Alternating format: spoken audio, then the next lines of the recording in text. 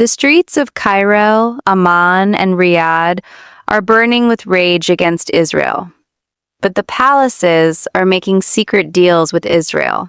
How is it possible that the people hate Israel while their leaders are becoming Israel's closest allies? This is the biggest contradiction in the Middle East today.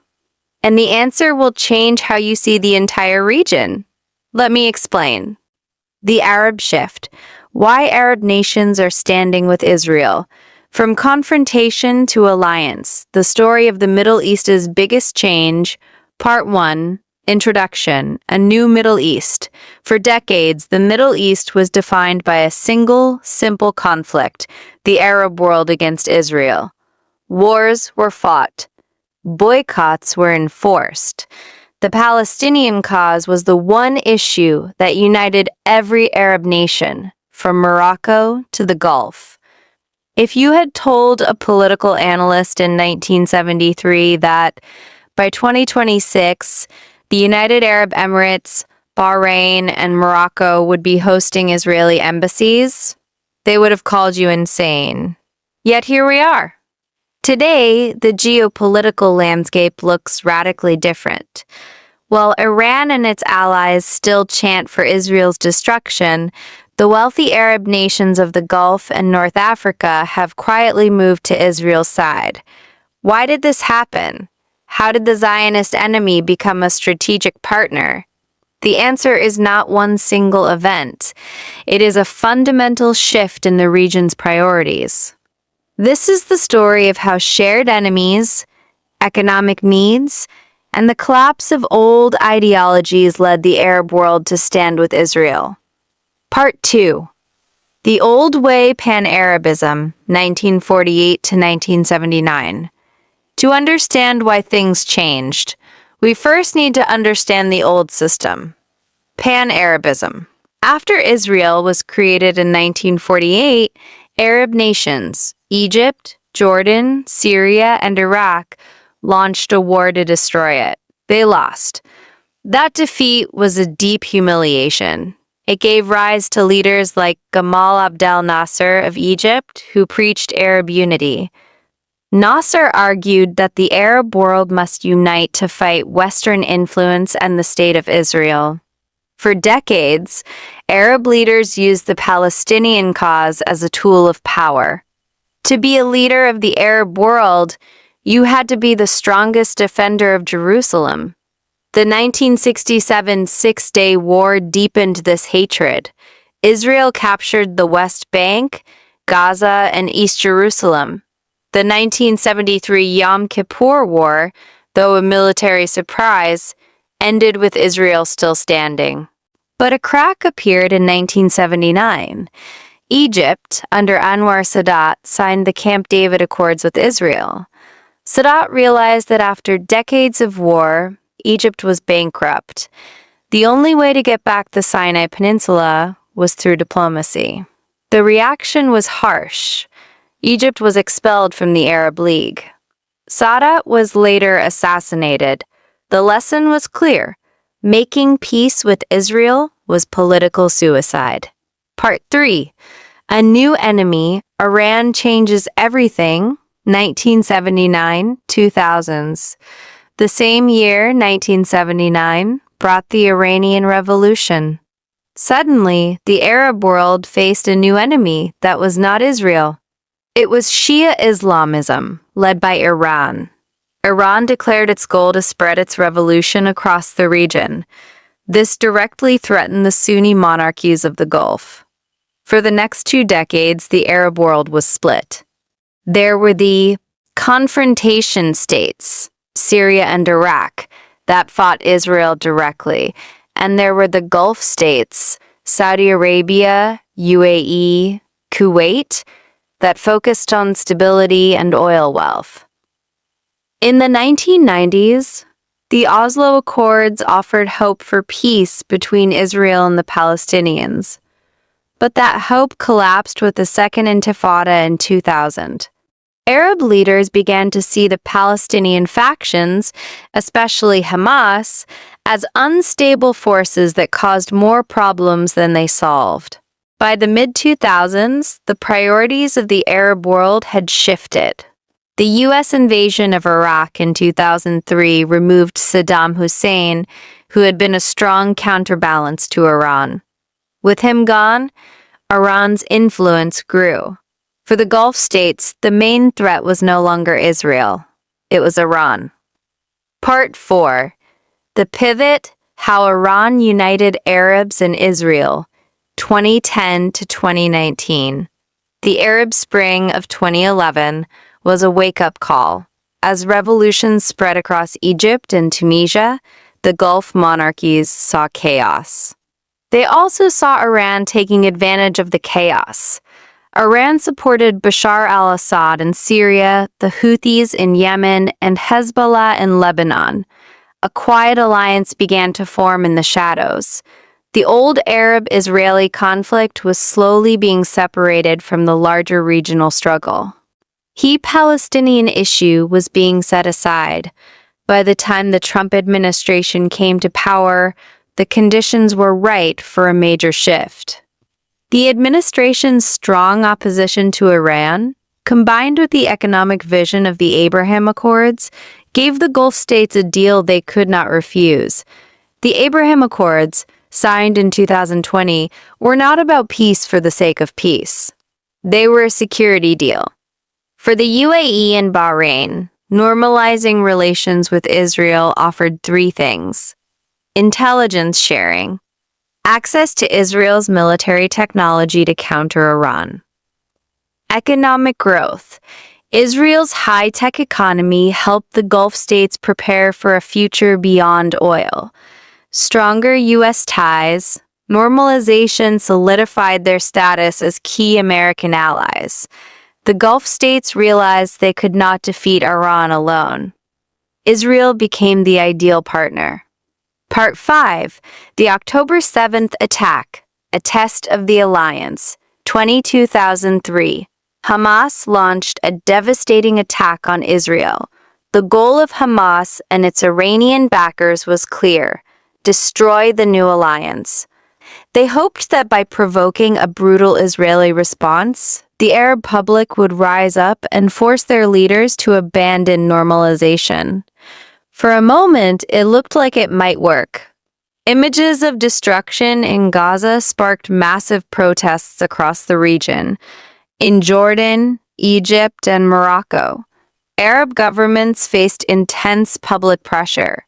However, the predicted collapse of the Abraham Accords did not happen.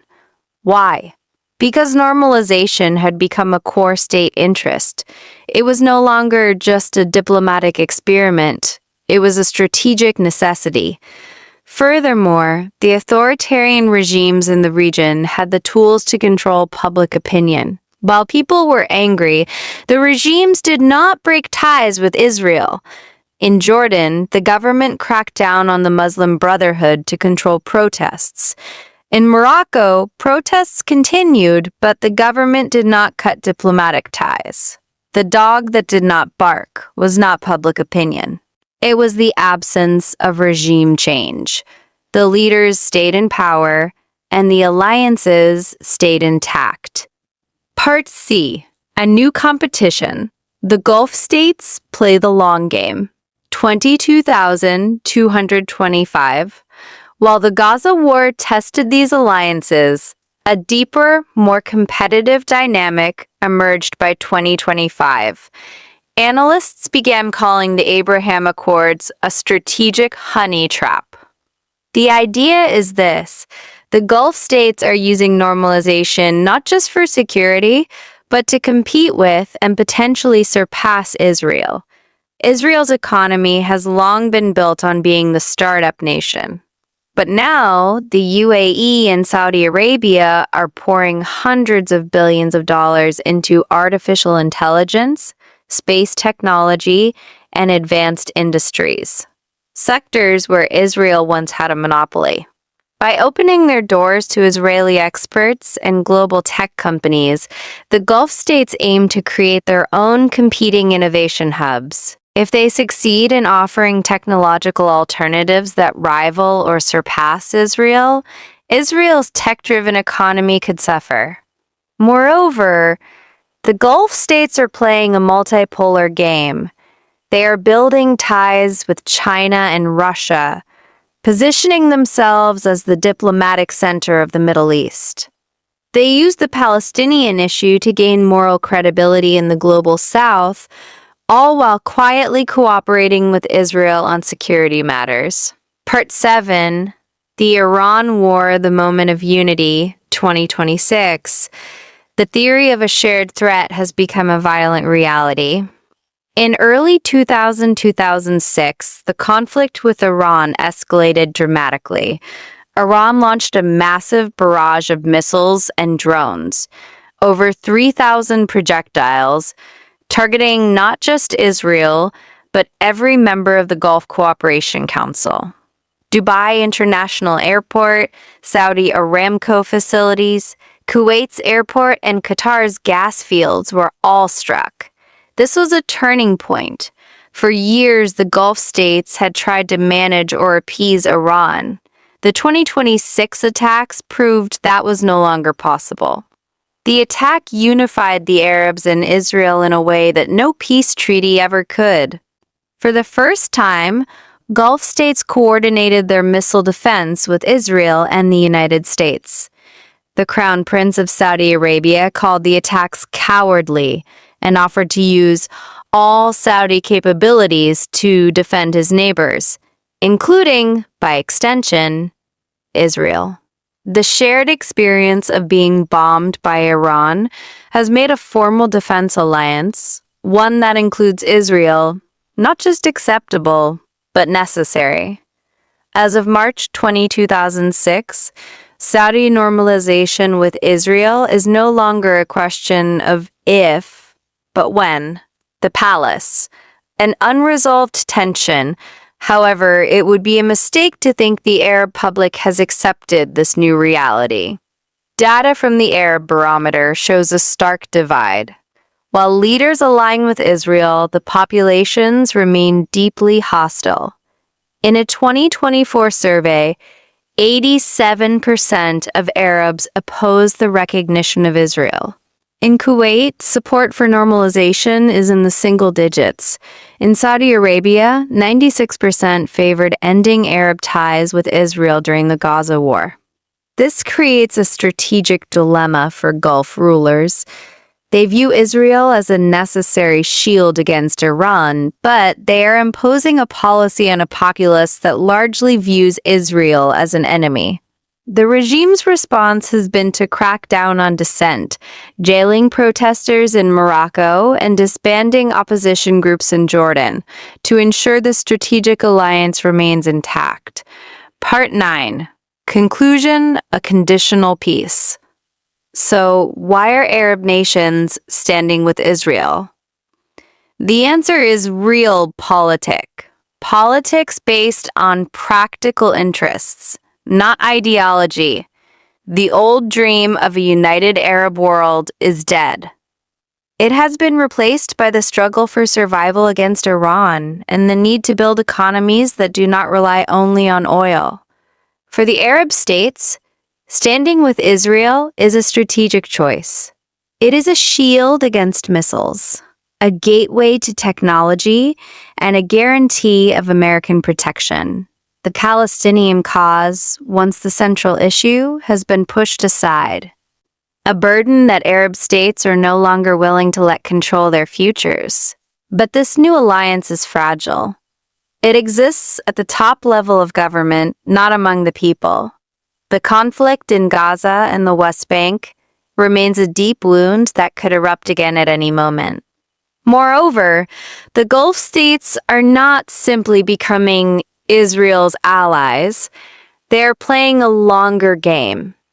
They are using the Abraham Accords to build their own power, creating a multipolar Middle East where they, not Israel or the United States, may one day hold the balance of power.